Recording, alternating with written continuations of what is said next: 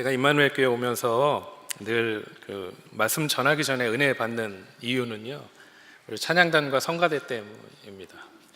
일부 예배 때도 성가대 찬양의 가사가 시편 23편이었어요. 오늘 말씀도 시편 23편이었어요. 예, 제가 본문을 23편으로 했어야 되는데 손 목사님이 본문 지정을 해주시고 가셨는 바람에 준비를 못했는데 했으면 참 더 좋았겠다라는 마음의 아쉬움이 좀 남습니다만 참 감사합니다. 제가 섬기는 미랄선교단은 장애인들이 함께 예배드리는 시간이 있습니다. 그래서 저희도 열심히 찬양 준비합니다. 그런데 아이러니하게 열심히 준비하면 준비할수록 아이들이 힘내어 찬양하면 찬양할수록 화음이 안 맞아요. 4분의 4박자만 드럼을 치는 아이가 있고요, 흥분하면 음이 단음으로 고정되는 아이가 있어요. 그래서 함께 열심히 찬양하는데 화음은 안 맞습니다. 그런데 저는 믿어요. 우리의 찬양을 하나님이 더 기뻐하실 것을 믿습니다. 뭐 부러운 건 아닌데 그래도 오늘 같은 이 화음과 악기와 또 이렇게 열정적인, 저 오늘 찬양 아는 찬양이거든요. 저 테너 같이 했어요. 여러분은 모르시겠지만 그럴 때마다 느끼는 뭐 저희가 나쁘다는 얘기 아니에요. 근데도 불구하고 마음속에 느끼는 그런 부러움들이 조금씩 있다. 또 그거에 오늘 또 감사하는 하루가 되었는데요. 오늘 여러분들이 지금 읽어가시는 시편의 말씀을 통해서 오늘 하나님 말씀 나눌 텐데, 여러분 시편의 이 시어는요, 지성의 언어가 아니고 감성의 언어이지요. 시인이 느낀 하나님의 은혜, 또 그 삶의 비탄을 하나님께 고백하는 고백, 또 그 찬양, 그 삶의 배경에 있어서 그 시인이 느끼는 감성을 노래한 것이 시편이에요. 그래서 시편을 읽어가면서 사실은 분석하면서 뭐 요리조리 이렇게 분해하기보다는 그 운율과 또 압축된 그 시어를 통해서 느끼는 감성이 또 더 깊은 은혜를 줄 때가 있습니다. 그래서 오늘 시편 63편의 이야기를 함께 나누기 전에 동일한 감성을 느꼈던 현대 시 한 편을 소개함으로써 오늘 말씀을 같이 나누려고 합니다. 제가 좋아하는 도종환 님의 시인데요, 우리 함께 감상해 보시죠. 그대여 절망이라 말하지 말자. 그대 마음에 눈 녹지 않은 그늘 한쪽을 나도 함께 아파하며 바라보고 있지만, 그대여 우리가 아직도 아픔 속에만 있을 수 없다. 슬픔만을 말하지 말자.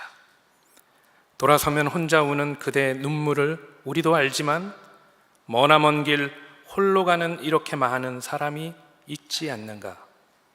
눈물로 가는 길, 피 흘리며 가야 하는 길을 얼마나 많은 사람들이 이 밤도 가고 있는지 그대도 알고 있지 않는가. 버시어, 어서 고개를 들자. 머리를 흔들고 우리 서로 언손을 다시 잡고 다시 일어서 가자. 그대여 아직도 절망이라고만 말하지 말자. 아멘 하시면 안 되고요.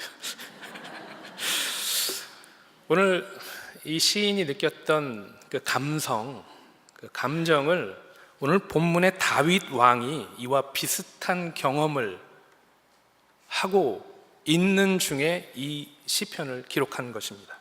왜냐하면 오늘 본문은 사무엘하 15장에 있는 사건과 연관이 되어서 우리가 바라보아야 하는데요, 사무엘하 15장에 어떤 내용이 나오냐 하면 자기 아들인 압살롬이 반역을 일으켜서 아버지인 다윗 왕을 그 왕궁에서 쫓아내는 사건이 나오게 됩니다.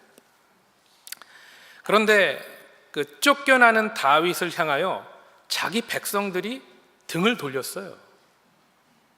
그러니 꼼짝없이 도망쳐야 하는 신세가 된 그 다윗이 기록한 시이기 때문입니다.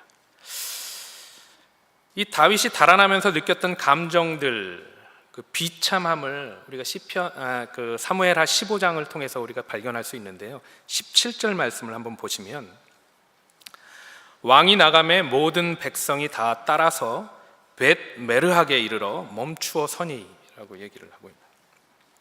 벳 메르학이 어디쯤이냐 하면 사실 동네 이름은 아니에요. 동네 이름은 아니고 예루살렘 성의 제일 끝자락의 밑바닥에 있는 곳이 벳 메르학이에요. 그래서 킹 제임스 버전에서 보면 벳 메르학이라고 그대로 그냥 쓰지 않고 번역해서요, A place that was far off라고 얘기를 해요. 가장 먼 곳, 그 자리에 서 있다라고 기록을 하고 있습니다. 어디서부터요? 다윗이 자기가 살던 그 왕궁에서 예루살렘을 떠나기 전에 가장 그 왕궁과 먼 곳에 이르러서 자기의 감정을 토로하고 있다라고 기록을 하는 것이죠. 이 장면을 그 유명한 영화 감독들이 아마 연출을 해보면 저는 이렇게 했다고 생각하면서 상상을 해봤어요. 아마 이런 속도로 연출을 하지 않았을까. 다윗이 궁전에서 나갈 때에 불이 나게 그냥 걸음아 나살려라 도망가는 게 아니고, 왜 여러분 갈 때 그 아쉬움에 묻어서 한 발 가고 뒤돌아보고 한 발 가고 뒤돌아보고 그럴 때 있잖아요. 가고 싶지는 않은데 가야만 하는 상황. 자기가 우여곡절 끝에 사실 편안하게 왕된 것이 아니에요. 사울 왕의 핍박과 자기를 쫓아와서 또 유대 광야에 돌아다니면서 겨우 하나님의 은혜로 기름 부음을 받고 왕이 되어서 하나님이 가르쳐 주신 대로 그 나라를 다스렸던 바로 그 왕궁을 이제 떠나야 하는 그 다윗의 그 마음이 못내 아쉬워서 뒤돌아보고 그런 뒤돌아보는 다윗을 아마 연출자들이 연출하지 않았을까, 이 장면에서 말이죠. 그래서 가장 먼 끝 땅에 이르러서도 못내 떠나지 못하고 있는 다윗의 마음, 그 마음을 오늘 우리는 엿보게 됩니다. 예루살렘이 있는 그 성이 있는 시온산인데요, 그 시온산의 제일 밑바닥이 벳 메르학이에요. 그 밑바닥을 거쳐서 기드론 시내를 건너서 이제 다시 산을 올라서 도망가는데, 그 산은 또 뭐냐 하면 우리가 잘 아는 감람산입니다. 이스라엘을 여행하신 분들은 그 감람산에 올라서 분명히 예수님께 함께 또 기도하는 경험들을 하셨을 거라고 생각을 하는데, 예수님께서 겟세마네에서 기도하셨다고 하는데 사실 그 겟세마네라는 곳이 감람산 초입에 있는 곳이거든요. 다윗이 예루살렘에서 탈출해서 제일 끝까지 내려왔다가 이제 감람산으로 올라가서 그는 뒤돌아보면서 다시 예루살렘을 보았을 겁니다. 감람산에서 비친 예루살렘의 모습, 현대의 모습이지만 잠깐 엿보시라고 여러분 사진을 한번 보여드릴게요. 지금 감람산 위치에서 시온산이 있는 예루살렘 쪽을 바라보는 사진이거든요. 이 예루살렘이 어떤 도시입니까? City of David이에요. 다윗의 도시였다고요. 그런 성에서 저 예루살렘을 떠나오면서 다시 그 자기의 도시를 바라보고 있는 다윗의 그 마음이 얼마나 아쉽고 가슴이 미어질까 하는 마음을 한번 생각해 볼 수 있습니다. 사무엘하 15장 30절의 말씀에 다윗이 감람산 길로 올라갈 때에 그의 머리를 그가 가리고 맨발로 울며 가고라고 얘기하고 있어요. 그와 함께 가는 모든 백성들도 각각 자기의 머리를 가리며 울며 올라가니라. 여러분 그 마음을 좀 느끼실 수 있으시겠어요? 자기가 있었던 고향 같은 그 성을 떠나서 이제 감람산을 넘어서 가야 할 길이 어디냐 하면 유대 광야예요.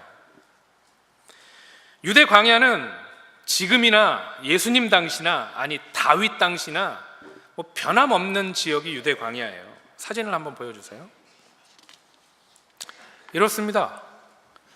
저 길을 가야 되는 거예요. 왕궁을 떠나서 황량하고 아무것도 없는 저 길을 걸어야 하는, 왕이었던 자가 그 왕궁을 떠나서 감람산을 올라 유대 광야로 들어가는데 그의 마음이 얼마나 비참했을까요? 이런 생각하지 않으셨겠어요? 이게 뭔가, 나 잘 나가고 있었는데 갑자기 이게 무슨 일이야? 내가 모르는 사이에 도대체 무슨 일이 일어난 거지? 하면서 광야로 내몰리는 그 다윗의 마음이 얼마나 기가 막힐까 하는 생각을 해봅니다. 그런데 여러분, 그럼에도 불구하고 저 유대 광야에서 다윗이 쓴 시가 오늘 본문인 63편이에요.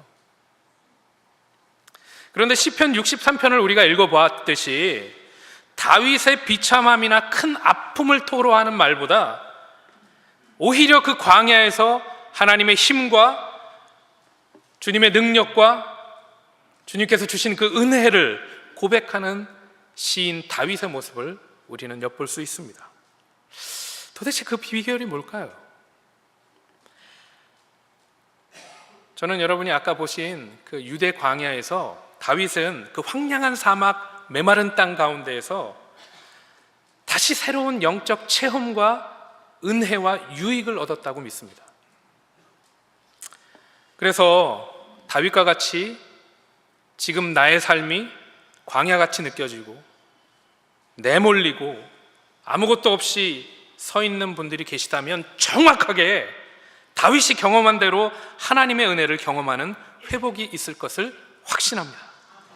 그래서 메마르고 황폐한 광야에서 도대체 다윗은 어떠한 유익을 얻었나 함께 살펴보고자 합니다. 1절 말씀을 다 함께 읽어볼게요. 시작.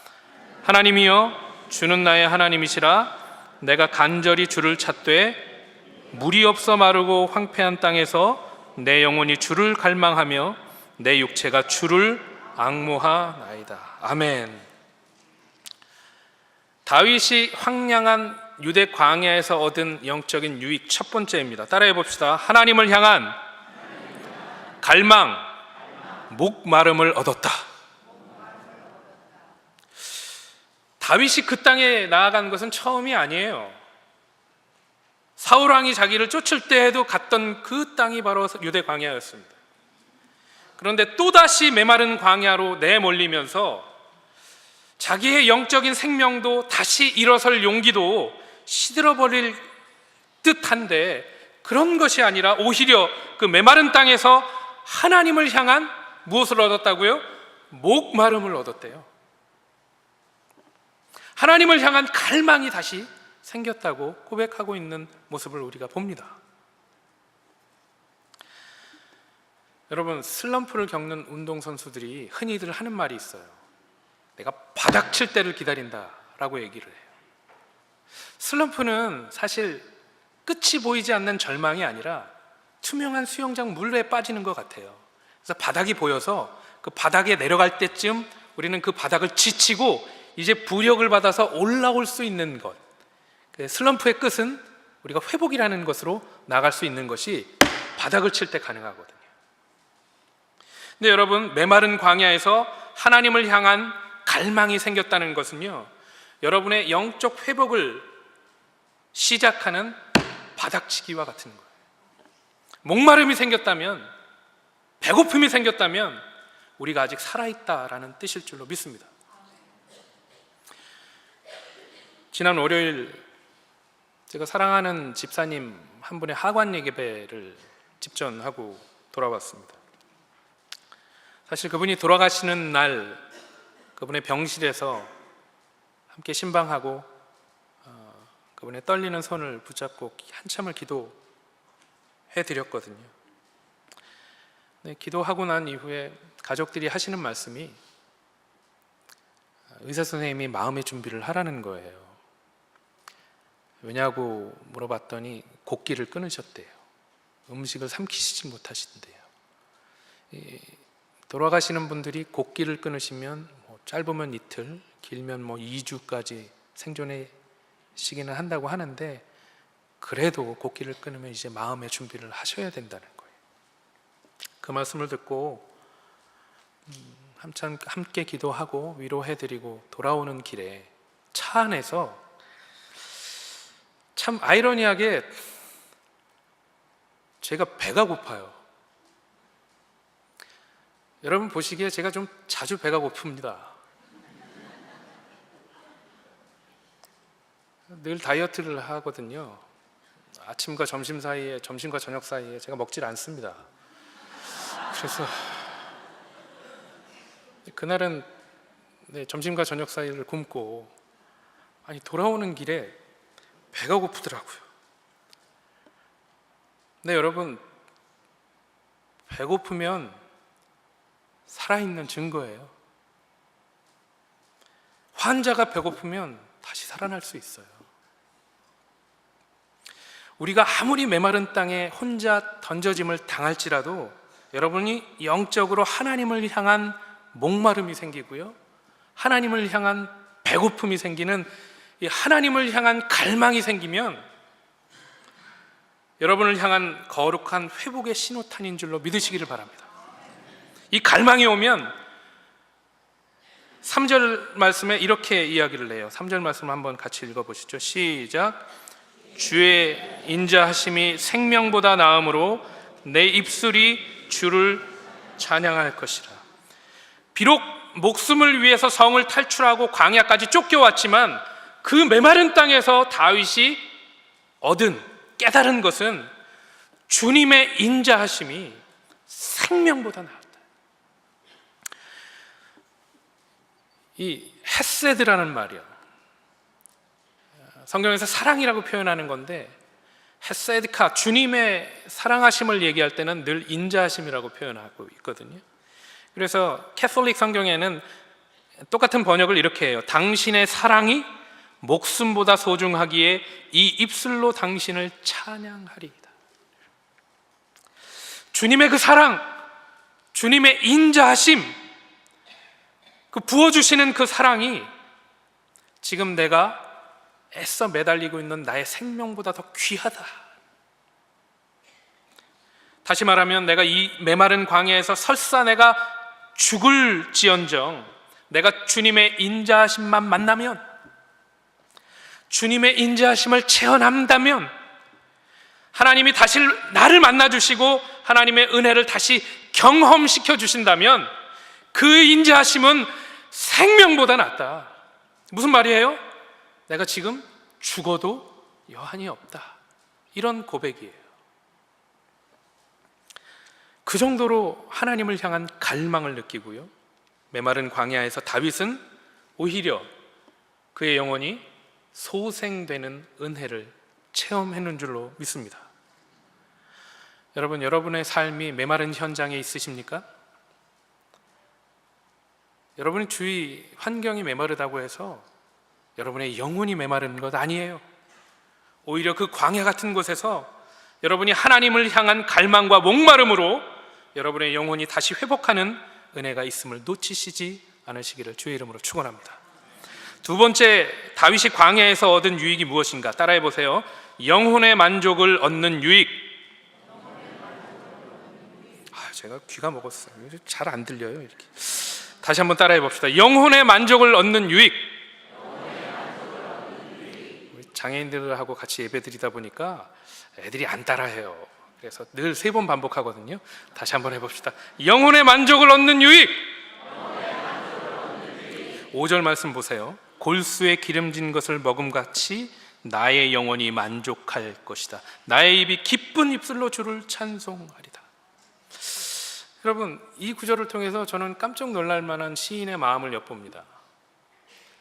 지금 편안한 왕궁에서 드리는 말이 아니잖아요. 그 식탁 위에서 많은 음식 쌓아놓고서 기름지게 밥 먹고 나서 이야기하는 게 아니고, 아무것도 없는 메마른 광야에 배고픔 가운데 그가 하나님 앞에 올린 찬양의 시가 골수에 기름진 것을 먹음 같다고요. 이게 아무리 시인이라고 해도 그 어려운 가운데에서 골수에 기름진 것을 먹은 것 같이 나의 영혼이 만족하다.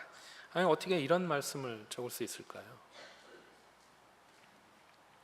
여러분, 이런 상황에는 오히려 신세 한탄하고 현실을 좀 부정하고, 아니 그냥 남들이 안 들으면 욕도 좀 해가면서,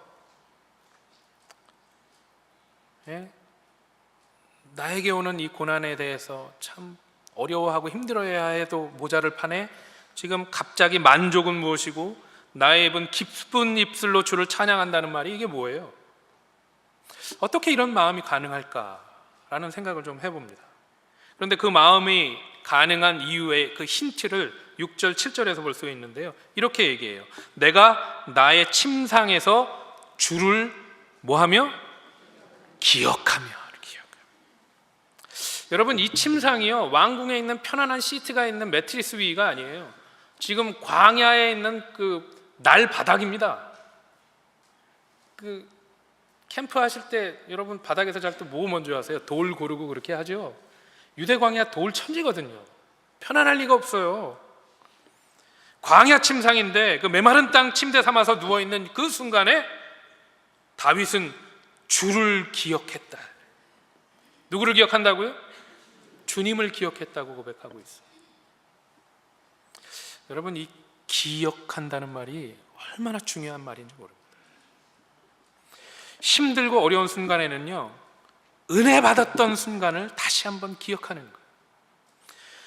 하나님이 나를 돌보아 주셨던 그 때를 기억하는 것이 우리가 그렇게 바라는 회복의 바닥치기라는 사실이죠. 데스밸리를 가보신 적 있으신가요? 4월달 중순쯤에는 파피꽃이 많이 자라죠. 그래서 예쁜 곳이 되지만 그 파피꽃 지고 나면 거긴 에어컨 없이는 들어가지 말라고 레인저들이 얘기해요. 왜요? 120도 가까이 올라가거든요. 그래서 목숨이 왔다 갔다 해서 물하고 에어컨 없이는 들어가지 말라고 하는 그죠. 근데 한여름에 그 데스밸리가 유대 광야랑 비슷해요. 그 한여름에 데스밸리 같은 곳에서 혼자 널브러져 있는데 그 저녁에 깜깜한 하늘을 쳐다보면서 얼마나 답답했겠습니까? 숨은 말라, 목은 말라. 그때 다윗이 지금 뭐라고 했어요? 기억했대요. 이게 얼마나 중요한지 몰라요. 내가 은혜 받았던 나를 기억하는 겁니다. 지금 내 영혼이 말라 있어서 혹시 찬송을 해도 기쁨이 없고 기도를 해도 입술이 열리지 않고 예배를 한다고 해도 하나님 앞에 나오는 감격이 식었어요.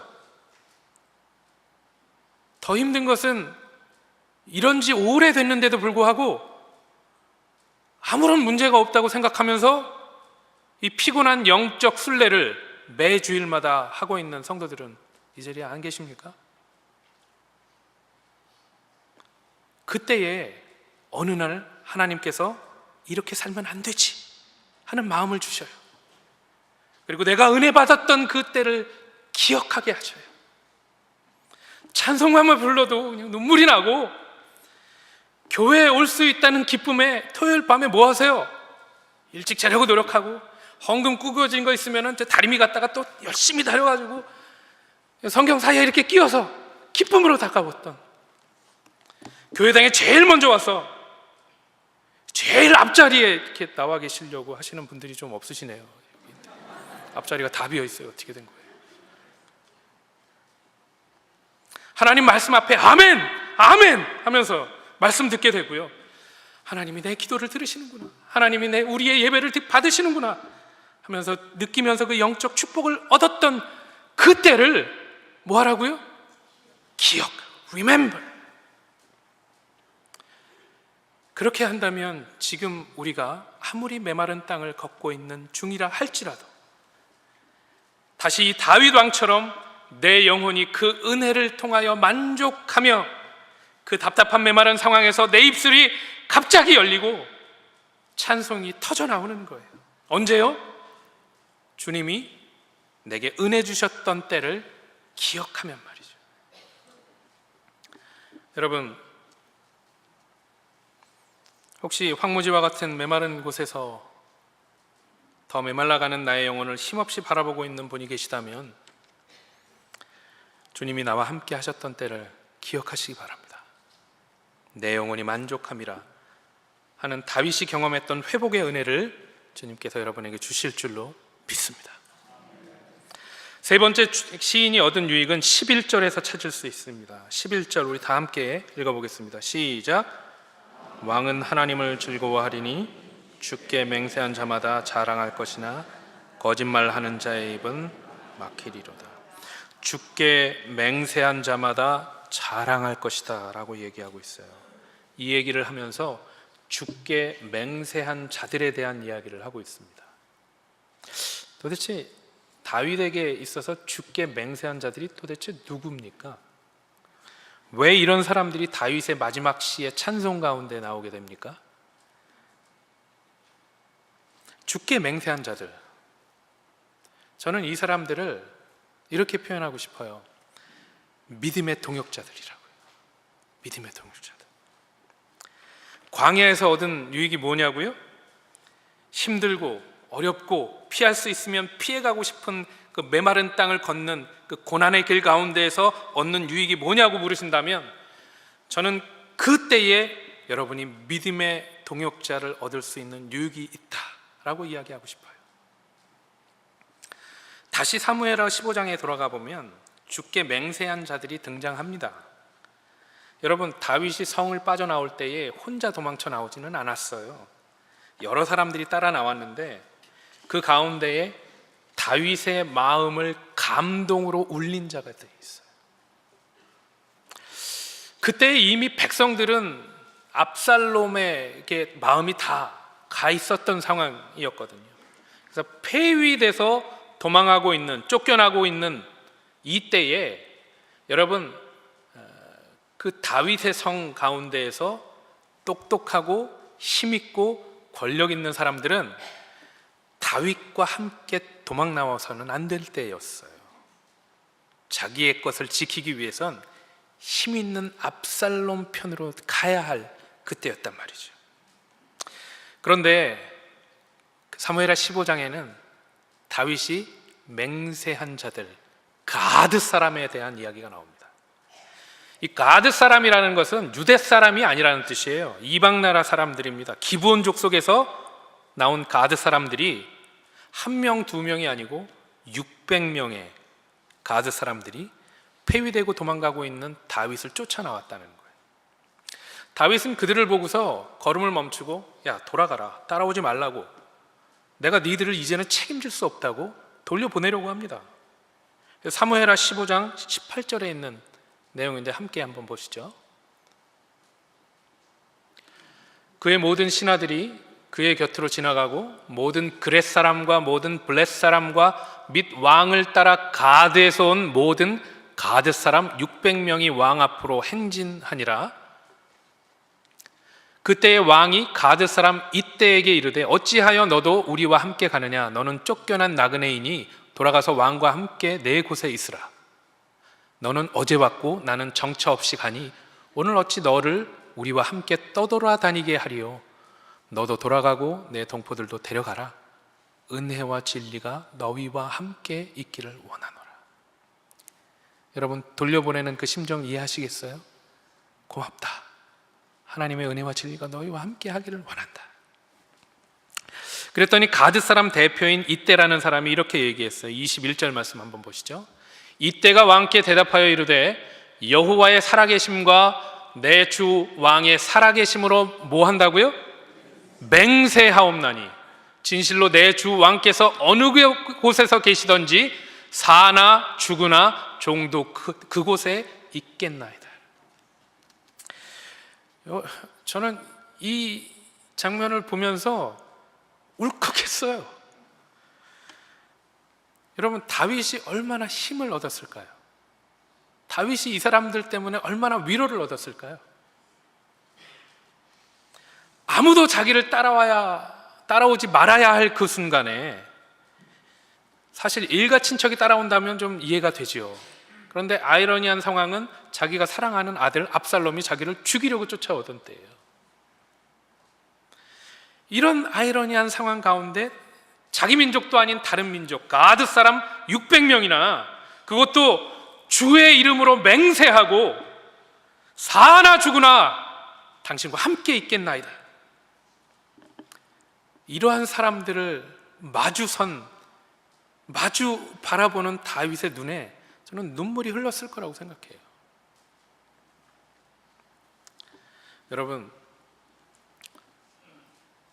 메마른 광야의 길을 걸을 때의 유익이 무엇입니까?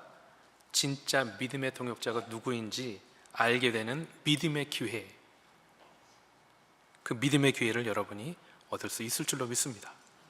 내 옆에 끝까지 내게 남아있고 동행해 주겠다고, 끝까지 힘을 보태해 주겠다고 하는 진짜 믿음의 동역자를 만나는 축복의 기회가 되는 줄로 믿습니다.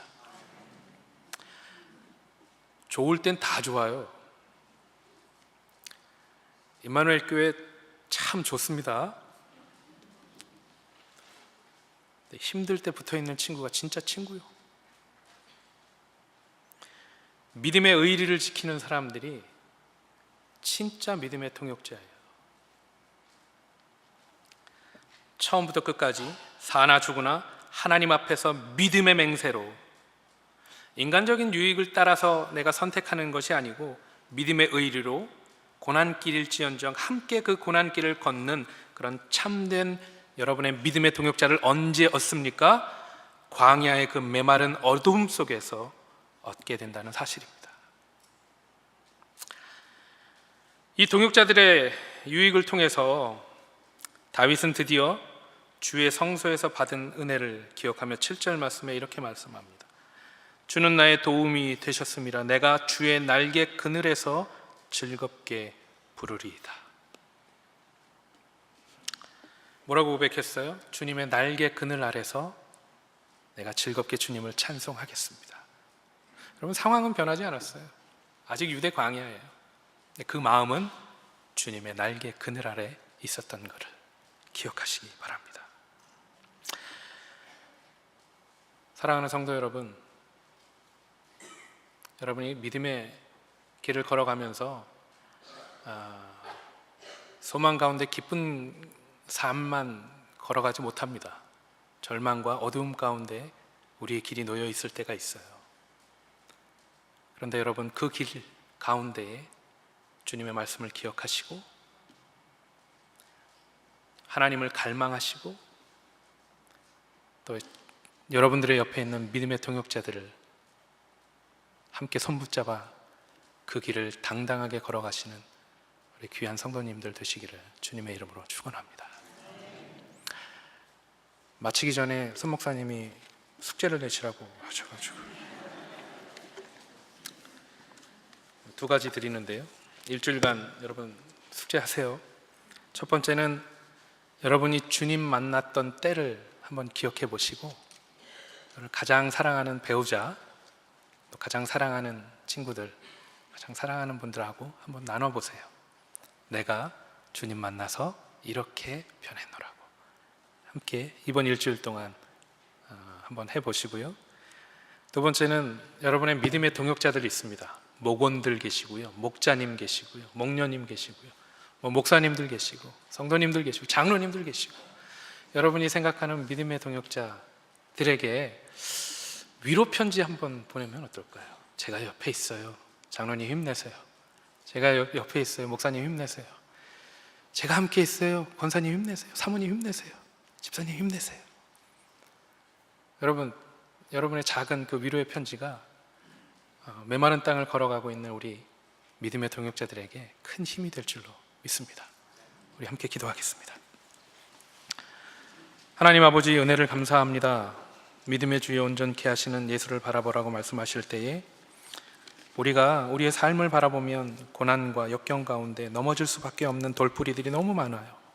하나님, 아플 때가 많고 상처나서 하나님 아무도 몰라서 내 마음이 우울할 때가 너무나 많습니다. 그러나 주님, 그 어려운 길을 걸을 때마다, 넘어져 있을 때마다 내가 새 힘을 얻는 것은 주님이 나를 사랑하시고 주의 인자가 나와 함께 하심을 내가 또 믿고 나를 사랑하셨던 그 때를 기억함으로 다시 일어설 힘을 얻을 수 있는 줄로 믿사오니 우리 가운데 주의 은혜로 채워 주옵소서. 우리 귀한 성도들, 우리 동역자들 가운데 믿음의 동역자로 함께 세워져 나아가는 우리들을 되게 하여 주옵소서. 예수님의 거룩하신 이름으로 기도 올리옵나이다.